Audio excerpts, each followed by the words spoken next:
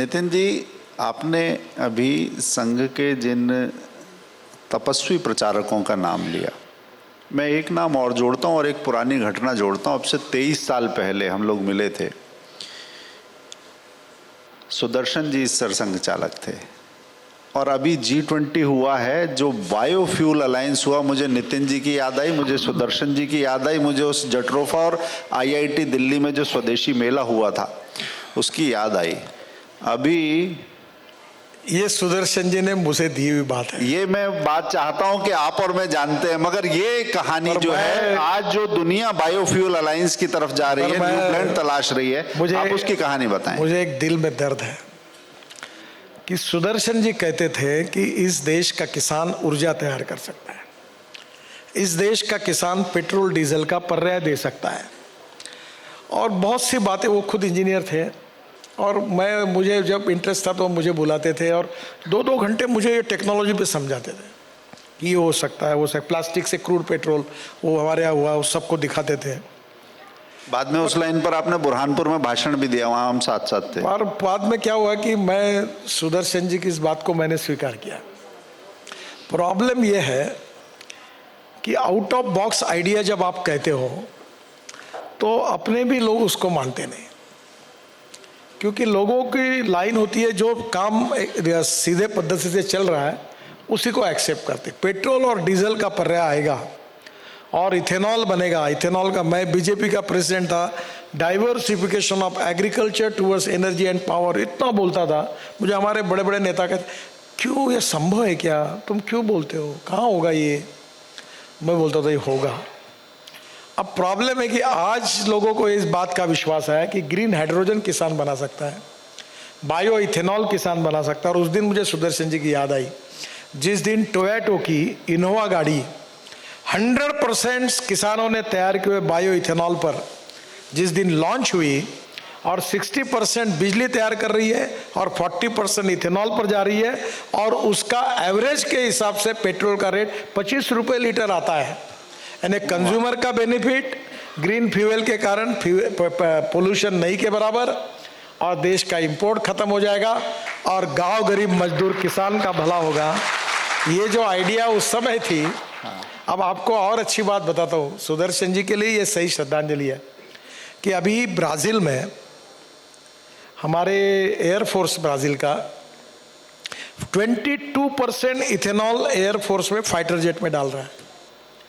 हमारे अभी पानीपत में इंडियन ऑयल, हम लोग उनके पीछे लगते थे, अभी प्लांट चालू हो गया। परेली जो जलती थी, इस बार देखना है मुझे विंटर में, अब परेली जलती नहीं, परेली में वैल्यू एडिशन हुआ। अब परेली से वो 1 लाख लीटर इथेनॉल बनाते हैं, 150 टन बायो बिटुमिन बनाते हैं, और वो अब बायो एविएशन फ्यूल बना रहे हैं। और आने वाले समय में हमारे देश में हमने पॉलिसी अब स्वीकार की है कि हम 8% बायो एविएशन फ्यूल हम एविएशन फ्यूल में डालेंगे। और आपको बताता हूँ, सुदर्शन जी वहाँ तक सीमित थे, अब आगे देश गया।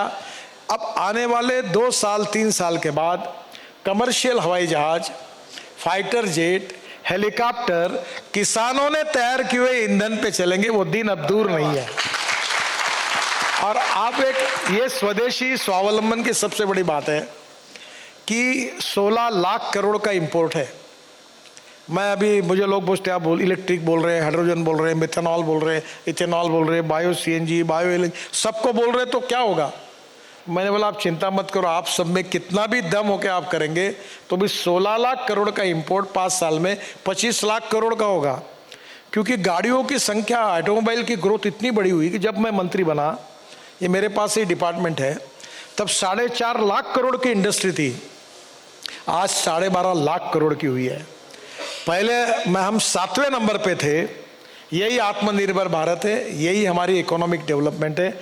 आज हम 3रे नंबर पर है। 2 महीने पहले हमने जापान को पीछे डालकर हम 3रे नंबर पर आए। पहले नंबर पर अमेरिका, दूसरे पर चाइना, तीसरे पर भारत और चौथे पर अब जापान।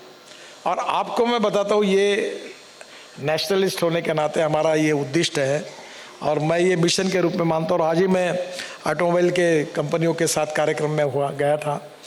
हमें अब इंडिया को वर्ल्ड का नंबर 1 ऑटोमोबाइल मैन्युफैक्चरिंग हब बनाना है। 4.5 लाख करोड़ युवाओं को रोजगार दिया है। सेंट्रल और स्टेट गवर्नमेंट को सबसे ज्यादा टैक्स जीएसटी के रूप में देते हैं।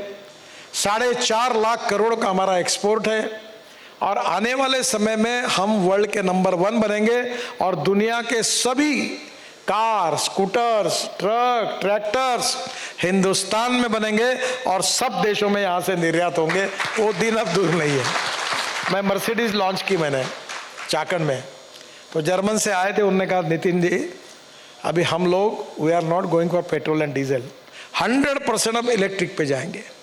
हमारी इलेक्ट्रिक बसेस 5 साल के अंदर दिल्ली में आपको डीजल बस दिखेगी नहीं, इलेक्ट्रिक ट्रक आएंगे। और अभी तो मैं दिल्ली से जयपुर वो केबल, इलेक्ट्रिक केबल डालकर इलेक्ट्रिक हाईवे बना रहा हूं और डीजल बस से 30% टिकट कम करके आप बिजनेस क्लास में बैठकर 1.25 घंटे में जयपुर पहुंचोगे और एयर होस्टेस आपको आएगी, चाय पानी नाश्ता देगी और ऐसी सर्विस शुरू